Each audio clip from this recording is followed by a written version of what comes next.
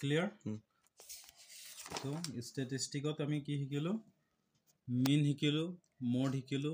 median শিকিলো নহয় জানো mode formula to amar asile L plus F1 minus F0 by 2F1 minus F0 etu so minus F2 into H etu amar mode hoy gol tar pisot ami ki hikilo mode or pisot yat ami median ot amar formula ki hoy jay L plus N by 2 minus CF by F into H thik ase CF C mane yat amar cumulative frequency hobo কি হবো cumulative frequency এতিয়া median যেতিয়া থাকে তেতিয়া আমি এনেকা cumulative frequency থাকিব চাৰ্টটো কোৱেশ্চনত যদি তোমাৰ থাকে মিডিয়ান ওলাব তেতিয়াহে আমাৰ cumulative frequency দিব লাগিব এটা চোৱা ইয়াত যিমানেই পাবা মিডিয়ান ইয়াতো আছে ইয়াত চোৱা ইয়াত মিডিয়ান আছে এটো আমাৰ বনাইছে এটা চোৱা ইয়াত cumulative frequency মিডিয়ান থাকা জায়গাতে তার মানে এটা যে কলো medium means u means mode median ওলাব লাগিব তাৰপিছত মিন ওলাব লাগিব ঠিক আছে মিন ওলাব কাৰণে ইয়াত কেইটামান বস্তু থাকিব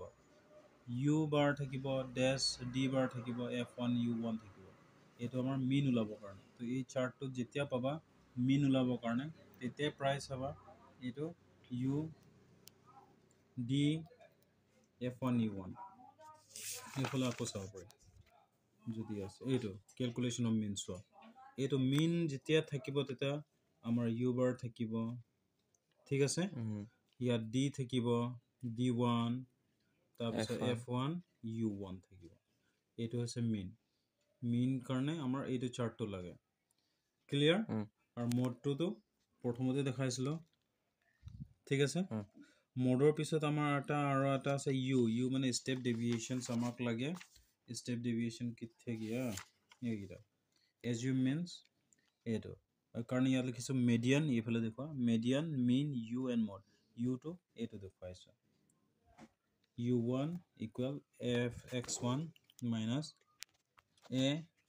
by h ইয়াত আমাৰ কি হৈ যায় a to হৈছে assume mean আৰু h to হৈছে class size okay যেনবা ইয়াতে দেখাই দিছো বা ইফালে লব পাৰি কোনে যিকোনো দেখাব পাৰি এটো দেখাই দিছো এতিয়া ইয়াত আটাইতকৈ ডাঙৰ ফ্ৰিকোয়েন্সিটো আমি লব লাগিব আটাইতকৈ ডাঙৰ কোনটো হয় 20 okay 20 টো ললো তাৰ পিছত ইয়াত কি আছে 125 আৰু 45 এহেতৰ মাজৰটো কি হয় 125 মাজৰ এই যেটো আমি লৈছো এটো 125 আৰু 45 এটো লোৱাৰ লিমিটটো কিমান হয়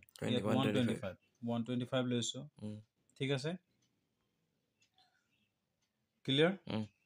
এতেনকা এজ টো হৈছে ক্লাস সাইজ এহেতৰ মাজৰ ডিফাৰেন্সটো কিমান আছে 65 085 105 এনেকা তো তেনকা আমি লব পাৰি আৰু এইটো যে মেইন মিনটো আমি ইয়াৰ পৰা যে লৈছো ডাঙৰটো 20 লৈছো তাৰ ৰাফলাৰটো থাকিব f0 আৰু এফালে থাকিব f2 থাকিব এটো f1 যদি 20 হয় কত থাকে f1 যদি কোনফালে এইটো কত আছে f1 প্লাস দেখাই দিছো হ'ব কত দেখালে যেনবা ইয়াত আমাৰ ডাঙৰটো কি হৈ যায় 40 কত গল সৰি 40 আছে তো এটো আমাৰ কিমান হ'ব f0 তাৰ পিছত এটো f2 yes বুজি পাইছা তেনকা ইজি লাগিলে